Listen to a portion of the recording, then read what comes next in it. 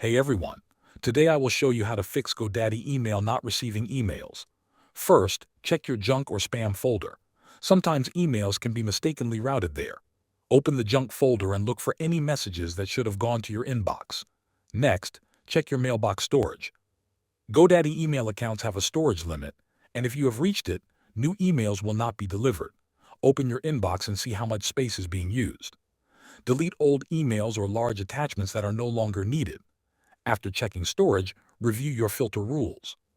Sometimes emails are automatically sent to other folders because of filters.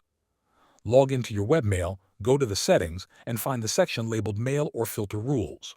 Review the rules you have created and delete any that are unnecessary. Finally, review your DNS records. Log into your GoDaddy account and go to the DNS settings for your domain. Look for the MX record, which controls how email is routed.